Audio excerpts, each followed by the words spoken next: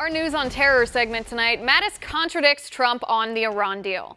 Trump's top generals thwart him on Iran deal.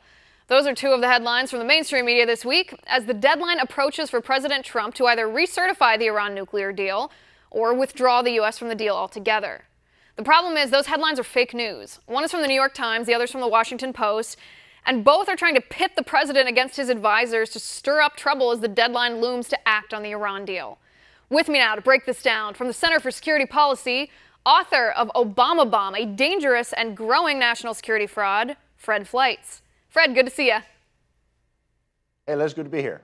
All right, Fred, let's start with this fake news bit that's going along, this fake news narrative that has defined the Iran deal from day one here. The mainstream media is trying to pit Trump against his top advisors, against Mattis, against Tillerson. They're claiming that Mattis is flip-flopping his views, but we have proof that that is not true. Take a look.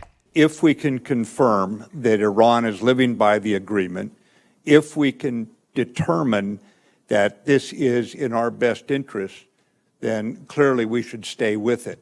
I believe at this point in time, absent indications to the contrary, it is something the president should consider staying with. There is another requirement where we certify that it's in our best interest, and it goes into a broader definition of national security. I think it is an imperfect arms control agreement. It's not a friendship treaty, but when America gives her word, we have to live up to it. All right, Fred, the first part of that clip was yesterday, October 3rd. The second part of that clip was from January during Secretary Mattis's confirmation hearings. He said the exact same thing. He has been steady in his opinions. He does oppose withdrawing from this deal, but he hasn't changed his mind. That's exactly right. And I wrote this up in National Review. This is the fakest of fake news.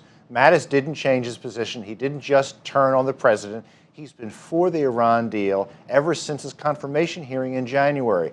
This whole thing was rolled out by people who want to keep the U.S. in the deal to create the illusion of some big policy change by a cabinet official. It's just fake news. It's absolutely fake news. Like I said at the beginning, it's meant to foment discontent between Trump and his advisors, too. They just want to stop Trump from doing whatever he's doing, and this is how they think the best way to do that. So let's talk about the Iran deal. So Trump does have 10 days left before he has to decide. October 15th is the deadline. Let's talk about what the purpose of this deal was at the beginning, Fred. The purpose, to my understanding, was to slow the process of nuclear development coming from the Iranians to prevent them ultimately from obtaining a nuclear weapon. Did the deal do that?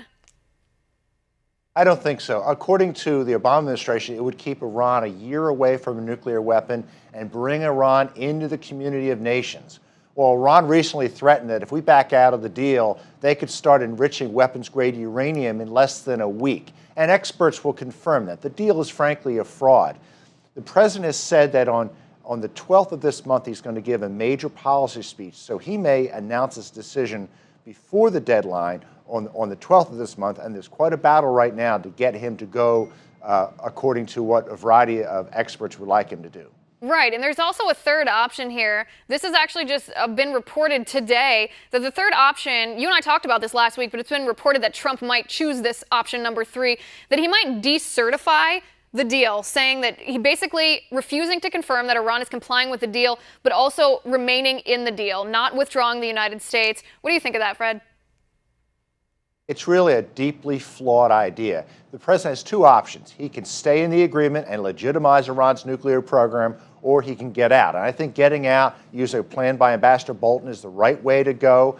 Basically, if this deal is an embarrassment, we shouldn't be in it. But people who know the president wants to decertify have invented a fake middle ground option. Decertify, but stay in the deal to fix it later. Liz, that's never going to happen. The Iranians will never agree, and there was a political article this week that the Senate will not agree to pass any legislation that puts this deal at risk.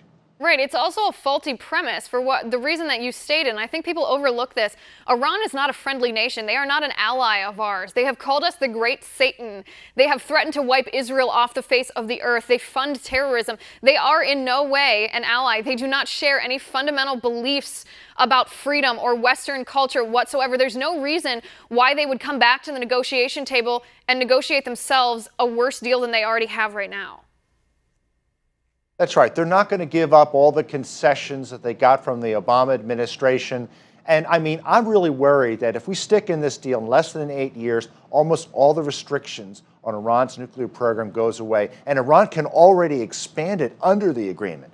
But in less than 8 years, Iran can enrich uranium with an unlimited number of centrifuge machines. That has to be stopped. There has to be restrictions barring Iran from getting nuclear technology forever. Right, and that's insane to me. I mean, did the Obama administration, the officials that drew up this deal, did they truly think that in the space of 8 years, Iran would reform, that they would just throw out their desire to be a nuclear nation? Did they truly think that 8 years from now, this wouldn't be a problem? Or did they just truly not care, kick the can down the road and say, listen, we're going to pretend this worked now and leave that problem for someone else?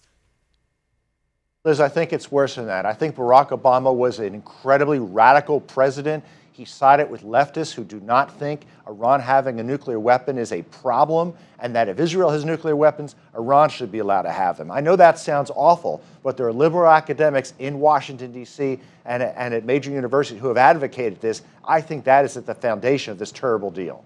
It is, and now all these liberals embarrassing themselves, arguing that we should stay in this deal just to protect Obama's legacy, not thinking for a second about what the consequences are going to be. It's shocking to watch this unfold before our eyes. Fred, thanks for following this so closely. I appreciate it.